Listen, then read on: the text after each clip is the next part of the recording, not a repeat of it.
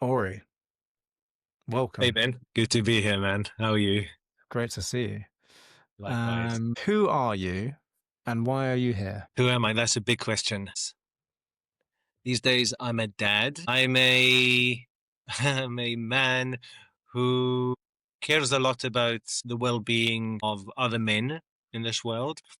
So I support other men who are in transition, men who are feeling lost, men usually in the second half of life who feel like there should be more to life. And I guide them in coming back to themselves. And that's me in a nutshell. Transition usually moving from first half of life into second half of life. Men who've often followed some kind of uh, protocol or they ticked various boxes and followed some kind of somebody else's map, and at some point wake up and say, what am I doing this for? This is not me. This is not what my life should be about. I've followed my dad's wishes, my grandfather, my boss, my someone. Mm. And the transition is usually and coming back to something that may have been dormant for many, many years, so a part of themselves that they may not even been allowed to look at. That's the transition. Like an Finding some, awakening almost. it's an awakening. Some men are in a stage where they're seeking the awakening. Yeah. Others are starting to feel the awakening, and there's a desire for something to happen. And there's often, you might even find a fear of some awakening, a fear of what might be on the other side. Yeah. So there could be some kind of awakening, but I don't use that word mostly not to scare off people who Mm. feel like awakening should look like something or might have other connotations to it. But Yeah. awakening's okay. The other word I like is homecoming. Uh-huh. It's a homecoming to who you really are. Absolutely. Nice. Yeah. And it's a lot there's a lot of people, in this world, and I'm sure you and we've both met them along the years who age, who get old and never dare to ever know themselves or who they may have become. Yeah. Lovely. And why do you feel so strongly about this and how did you get into doing this kind of work? I got into men's work in 2012, and I first got into it because a few of my close mates kind of started that journey through the Mankind Project. And similar to you, I've ticked various boxes that society seems to think are very masculine, like Mm. military or various corporate jobs or doing just even just in way of being. And I didn't know for honestly for all my 20s and even post military and and traveling and climbing mountains and doing things that I thought were masculine. Uh, it was only years later that I realized what the hell was that? That was me trying to prove something. That was me trying to become something that I'm not, trying to follow some kind of stereotypical image of what men should be like, what activities we should have, stuff we should talk about, stuff we should own, consume, all that shit. So what got me into it was a lot of failure, a lot of trying things in life that were not working and banging my head against the wall and trying to kind of be like certain people in my life. And over the years, becoming a dad had a huge part in Mm. this. When you asked me who are you, first thing came to mind was these days I'm a father. Mm. That's the first thing that comes. Learning from my own mistakes and wanting to help others and knowing that there is a different path. What's on the other side of that path? Well, how would you explain what's on the other side of that path, even though it's a daunting path to go down? I think it's to go up. It's not to go down. What's on the other side, man? It's the path never, you know, what's on the other side of the threshold. Uh, because the path itself just carries on and it gets more complicated, more interesting, and different things happen. But on the other side of it is for me, there's slowing down. For me, there's appreciating things that I never did before. For me, there's an elements of doing stuff for myself because it makes me feel good, not because I'm trying to prove anything to anyone or get anyone's approval. There's very much a sense of being in service, of giving back, of wanting to be part of something bigger, whether it's being community or whether being uh, dare I say, something bigger in the sense, in the spiritual context. In my early days, I never gave, I never cared much about anything, these kind of spiritual things that we talk about these days. Now I definitely see myself as being part of something of a bigger story. It's not really something that we talked about in the military, is it? And no, really. Not the kind of conversations I had anyway. What was your military experience like? Horrible. Right. And like your path, I didn't choose mine. I was conscripted, so I'm Israeli, and the question of whether or not we go to the military is not really an option. We just grow up knowing it's gonna come at some point. So it's a journey. It's an interesting one because it's very much a journey of identity leading into that experience, the years leading into it, the 3 years of being there, and then for me personally, years and years of just like, what the fuck was that? And, years of processing Mm. the wounding and everything that I had to give up of myself in order to fit into that system. So when I say horrible, horrible in the sense that I was never right for that system. And it's a system where in order to survive in it, you gotta just become part of the machine. And that was not me. So it's not a system that's right for anybody thinks or asks questions or doubts, or it's a system that follows orders. And yeah, ultimately it does not fit any of my beliefs or trying to have some sense of autonomy. Yeah. And what was the role that you did when you were in?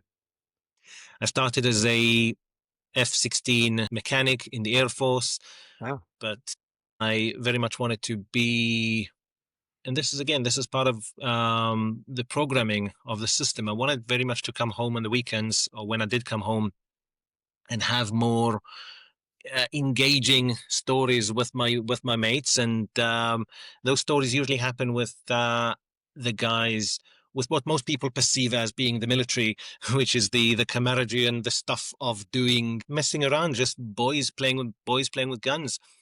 And I had to do some things in order to leave that position and almost start again as a medic, Okay. because that allowed me. Being a medic meant I didn't want to work with machines. I wanted to work with humans, and being a medic put me in those situations that I wanted. Was very much, first of all, caring for people. Second, having some sense of autonomy, and hopefully doing something good. I mean, in my head, I thought, I'm in a position of doing something good. But it's a very, I found the whole journey very competitive, because people want to come back. People want to come back as some version of hero, Mm. some kind of version of people looking up to you. And I wasn't getting that as somebody who's fixing very fancy machines. I wanted to work with people. Mm.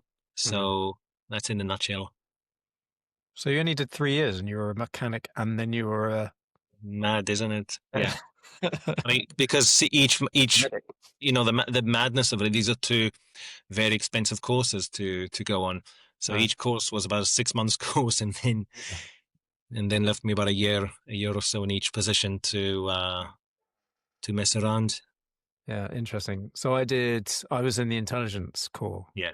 and so like you said, I did pick it, but I still feel like there was an indoctrination throughout my childhood that kind of encouraged me to choose it. And I was in a role where I could speak my mind a bit more probably than most could, and I did have some sort of autonomy and flexibility, but not that much. Still in the military, so Yeah, I've got I'm still carrying a very big baggage of, recovering in a sense, from that, from everything that I had to be part of, just the system, is it more the childhood stuff that, like, I can't imagine what it's like, but I imagine everything throughout your childhood is gearing you towards to go yeah, in the military, right?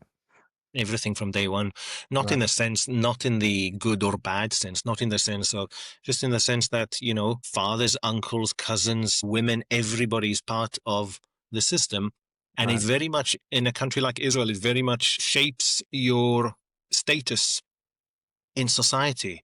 Right. So it very much shapes the sense of how, uh, it's your legitimacy to be part of the society itself. So people will often ask in job interviews, "What was your role?" And depending on your role, Oh, they'll right. get an understanding of how much were you involved, how much leadership you had, how motivated were you to grow and invest in yourself and do things that might Mm. be harder. Again, not in the sense, not in the this is not so much in the sense of, where specifically were you and what things do you have to see or do. It's more to do with, like, how much were you invested in it, and that will very much determine your likelihood of getting a job or being promoted in a certain job, because companies want to attract people who fit in. So someone like me, who moved around a lot, is not like, I'm not a good indication for somebody who is like a classic sort of team player.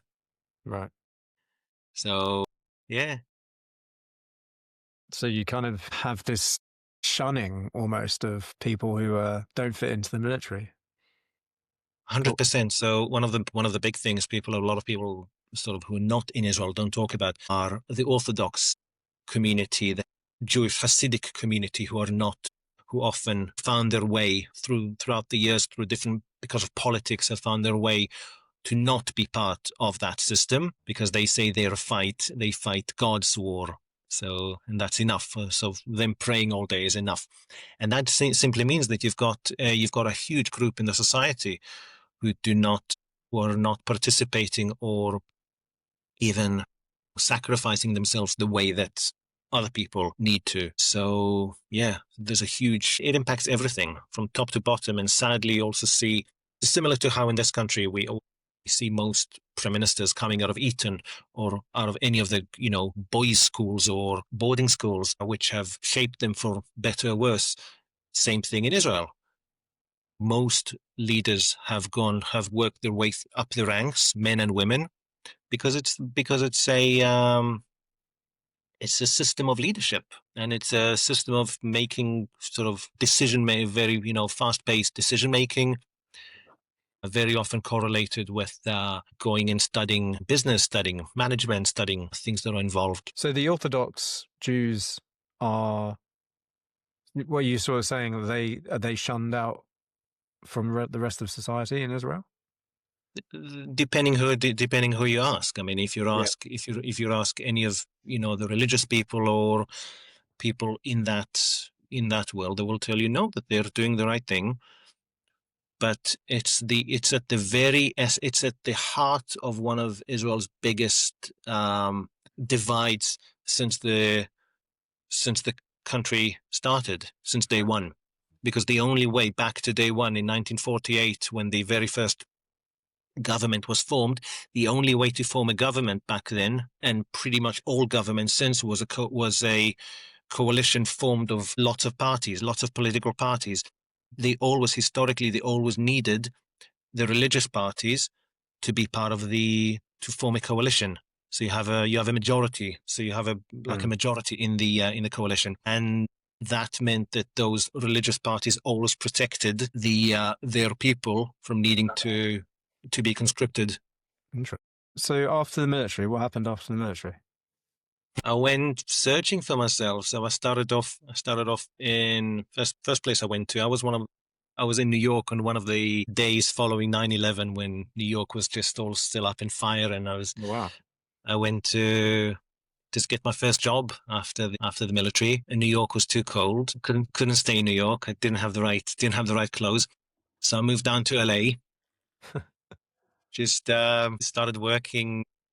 I think it's, what are we, many 20 plus years after, I can safely say, work illegally, and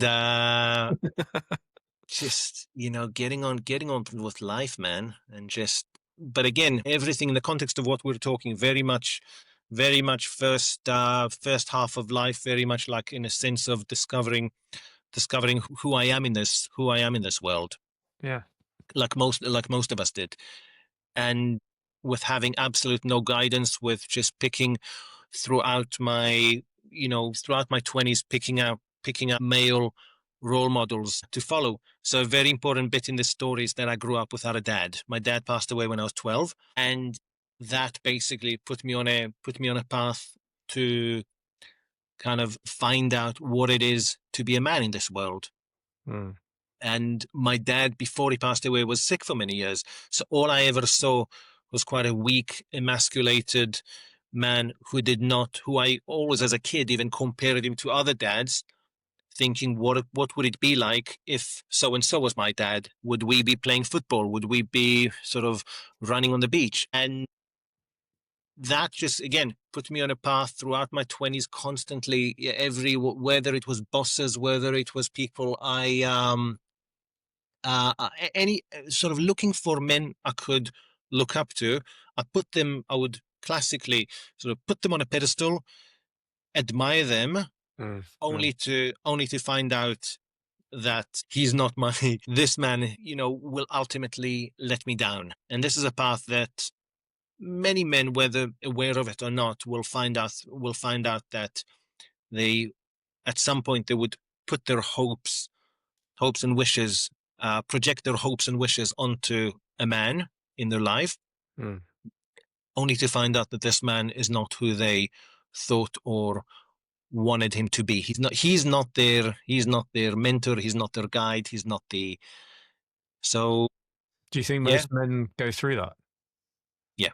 Most men find some kind of role model, and that's very much because of the absence of real male role models in our society. We no longer have leaders or powerful, genuine men who we can look up to and collectively agree that these people are worthy of being male role models.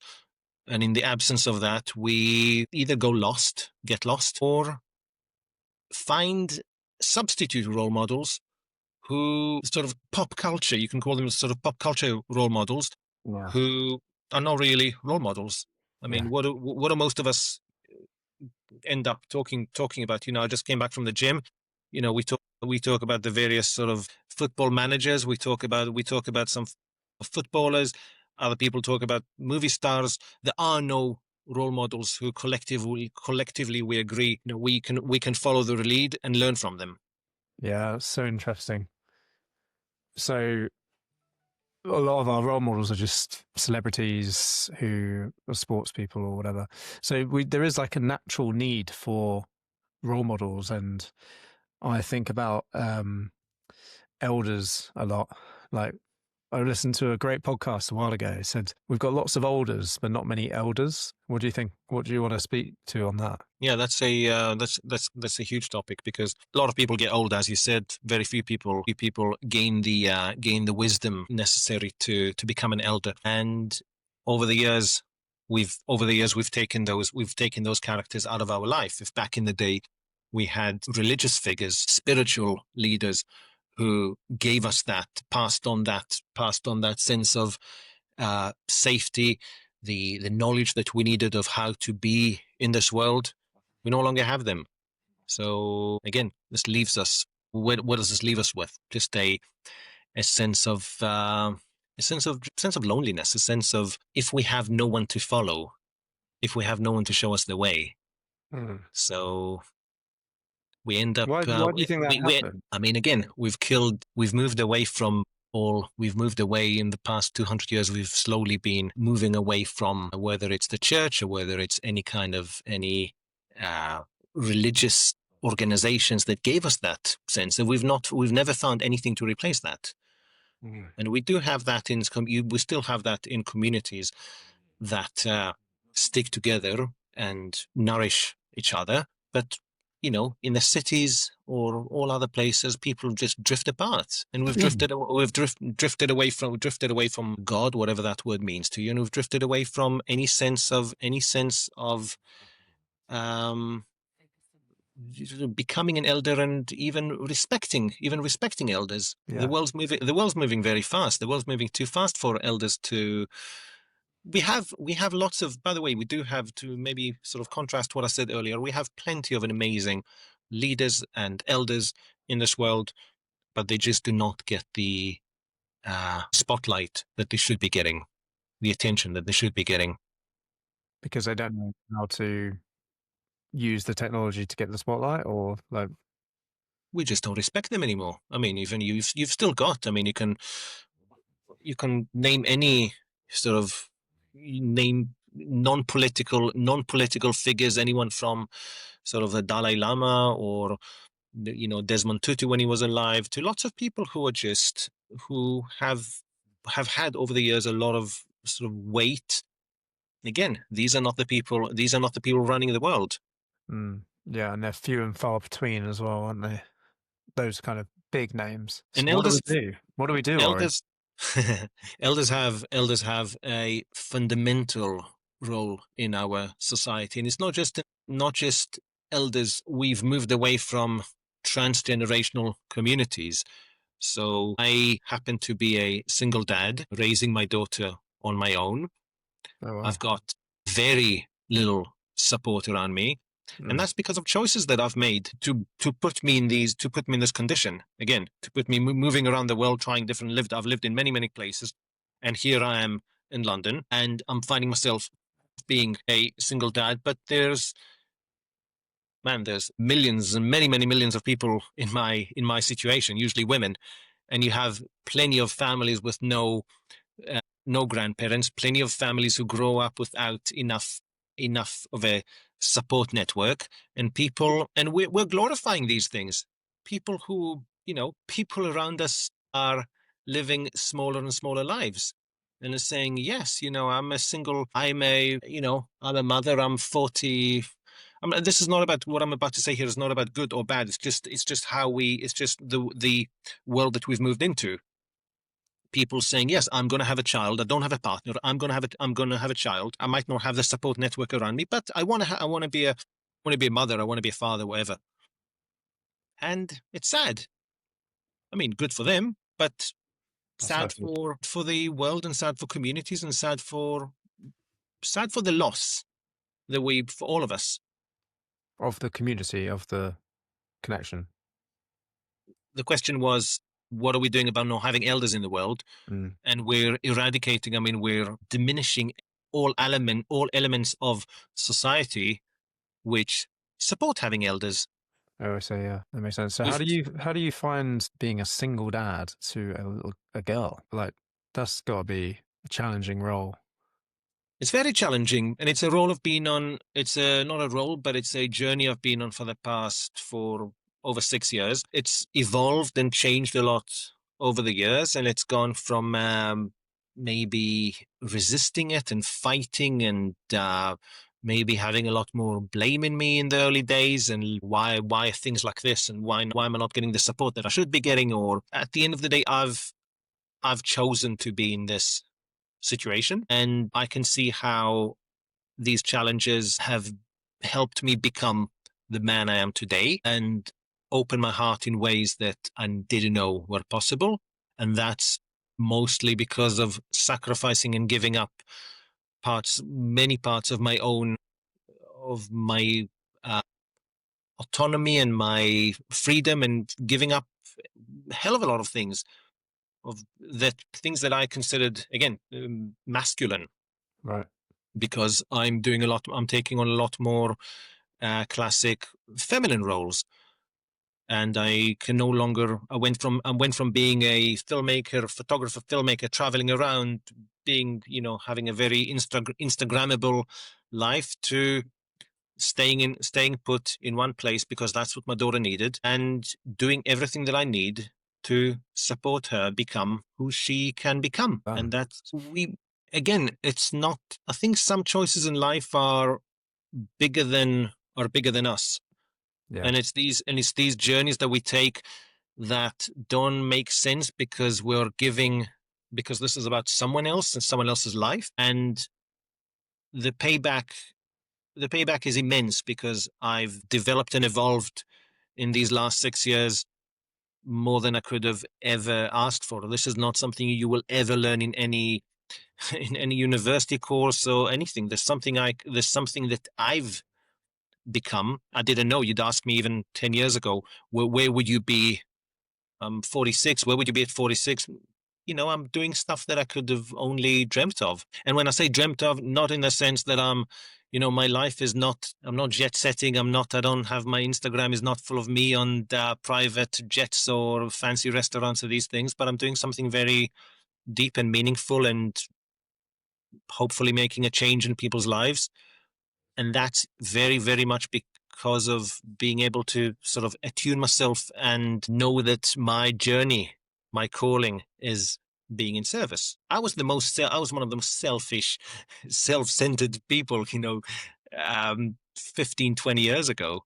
Really? I was I was working as a photographer, fashion photographer, and doing, you know, all all I cared was my own. All I cared about was my own sort of gratification. And being a single dad couldn't be Yeah. more different. Yeah. Wow. There's my meditation teacher actually said something to me like, you needed to learn something. The reason you get certain parents is because they have to teach you something. And then the same with like any challenge you meet in life, it's because you need to learn something from this challenge. And it's almost like you need to learn to not be self-centered and to be in service. I wonder if we can take that clever saying and turn it around, because I strongly believe that our kids are here. Yes, they pick us, but also they are here to teach us something. Yeah, for sure. Everything, right? And everything, everything of, I mean, I see this all the time, where I ask myself, even when I bring in a new client, what is this person here to teach me? Why did I attract this person into my life? What is it about them? So when it comes to our own children, you know every challenge, every quest they put us on is a door opening for us to, like in a little computer game, it's a door opening for us to step step Yeah. into the next level. Got to level up. And Always. wow. Well, I'm having a second soon. So that's going Wow. to be another level up. How old is your first one? 21. Beautiful. And what's that like? It's What's the really great. journey been like? It's great. You said something earlier about how it's opened your heart up in ways that you wouldn't have known possible. I agree with that. Definitely. But I'd imagine with a girl, it's more. Maybe not, but I think the interesting. I mean, there's a sort of different stages of the child's life will take you on different journeys and challenge you in ways that you need to be challenged. The type of Some fathers find the early months, first 2-3 years, the hardest, and for me, um, this was right for me.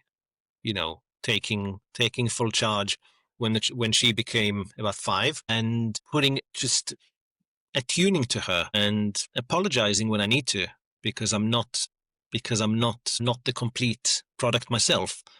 This whole thing is work in progress. So, when I lose my shit, just own it. yeah, I spoke to somebody else who told me that they encourage their kids to tell them why they're pissed off at them as Mhm. parents. Yeah, yeah. No, I'm blessed. I've been blessed a lot more lately to hear the words "I hate you." Um, It takes a lot of listen. It takes a lot of courage from for a child and a sense of safety for a child to stand up and say, "I hate you," and no, and 10 minutes later come for a very big hug Yeah. because that's mostly what they need and want. Must be triggering at the same time. Yeah, it's not. She's 11 now. It's a fascinating age because it's in between. She's no longer a young child, and she's not quite the teenager that she'd like to be. Right. And it's noticing that for both of us, noticing how challenging, how sort of moving in between is. We're both learning, and I think it's true for all families that this journey has to be a journey of doing it together. Wow. Amazing. I didn't know that you were doing that. That's pretty cool. So what do you feel like you've learnt about what it means to be a man in your career and your life so far, and maybe even more what's your daughter taught you? I can throw some. I'm tempted to just dump some um, cliches and tell you that this is leadership and this is all about responsibility, but it's very much a heart centered experience where the quote I'd like to think that I live by is to lead with an open heart and a strong back. And the open heart is the welcoming to is the willingness to be vulnerable and the welcoming to connect and feel what's in front of us, and also obviously the spiritual element of connecting with others. And the strong back is very much the boundaries. The strong back is the values, is where I draw the line and say, this is where I end and you begin. So again, even as a dad, there's this line of choosing my fights, choosing my battles, what's worth fighting over, what's not worth fighting over, not trying to be right. I don't know what this journey has taught me about being a man. I know what it means. I know that it's a constant. I know that it's for me. It's constant inquiry from learning each and every day, learning from my daughter, learning from clients, learning from. There's a lot of situations that I will never in this lifetime experience anymore, and I learn it from my clients because they're in situations that I've never been, I never will be. The Okay. kind of the responsibilities they take and the environments that they've chosen, their journey has taken them into working, particularly, I mean, corporate environments that I've never sat in. And part of the allure of working with me is that I'm not that, and I don't do executive coaching, and I come from my whole approach is a you can call it holistic, but very much looking at the self, at the person behind the facade, behind the masks they put on at work. But as to being a man, if I look at my history and my CV and places that I've been and done, people might say, wow, that is, as you mentioned, when we spoke about the military, oh, wow, that's very manly. What did you see? What did you do? Who cares? I often I don't give a fuck. That does not define the activities that I was involved in. They did not make me. They just met me where I was in that phase of my life. Yeah. Yeah. But every phase in my life brought me to be like, taught me a different kind of, put together another kind of few pieces together of this. What is it to be a man? Do you think what do you think your daughter's like brought out in you? I mentioned earlier, but very much a sense of I'm in service of her. It's very, very clear that I'm in service of her, and I'm here to create a safe container for her to become something. Yes, I have myself, my own growth that's happening with that, and my ability to hold now is far greater than it was 2, 3, 4, obviously 10 years ago. She's teaching me very much also not to, I take myself too seriously sometimes. And Right. there's not, life is not, it's not that, life is not as serious as we want to think it is. Yeah. And I think that's where elders come in. Mm. You know, they say that one of the gateway emotions to the archetype of the king is joy, and a real elder is someone who can zoom out and just giggle at the whole thing. The whole thing is mad. The whole thing is crazy. And I like that. I other things that other things that I'm learning that I've chosen to learn on this journey is not to be as flexible as I can, as needed maybe. Yeah. So I might have a plan and I might have some one desire of how I want things to turn out, and at the end of the day, just go with it. Just If you do you see yourself as an elder? I hope I'm becoming one. Yes, Yeah. absolutely. I hope Nice. this is the. I hope I can be of service to many more people, and pass on some kind of wisdom or life lessons that I've acquired over the years. Mm. Yeah, nice. A couple of my uh, newer clients are younger men, which surprised me when they saw me in that light to start with. Hmm. And I was like, oh. And I started thinking about it. I was like, oh, I'm like an elder to them. Never really thought of myself like that, but it's a good, I think the age we are bridges the gap between the really older elders and the younglings, midpoint elders. Don't know what the name for that is. I think mentorship goes both ways. So it's quite common to see older people, men and women, mentor younger generation. But there's a lot we can learn from people who we mentor, people who we work with, Mm. and Yeah, for sure. yeah. I think it's a great point. Too. Tell me something. What's we're recording this on January 6th. What are you thinking, noticing about intentions for this new year? Is there something that you really want to bring up in yourself or in the world? Yes. So on Christmas Day, I was doing a meditation and message from God came through, or whatever that means to you. As she does, yeah. And it was like, you need to start a charity. You need to start a charity to prevent male suicide. And you're going to, first of all, you're going to teach them meditation. You're going to teach the TM, not me, like you pay for the, lessons. And then take them through initiation, some kind of initiation. Why do you suppose this came up now? What's happening in your life to bring this up? I've been thinking about, I don't know, why now? I've been thinking about giving back. Definitely been thinking about doing more giving back and more being a good citizen and being more in service. And TM, I think TM is just great because it's like a skill you can teach someone. They've got it for life. Even if they just don't do it for a period of time, they'll probably pick it back up at some point because it's like knowing it's like knowing you're right-handed. It's just like something you need to know about yourself. Your mantra is just something is specific to you, so you need to know it, I think. So I think it's a great thing, and you can teach it someone, they'll always have it. And there's nothing that quite hits me in the chest in the same way as when I hear about male suicide. And I just How have you been impacted by it? I haven't really.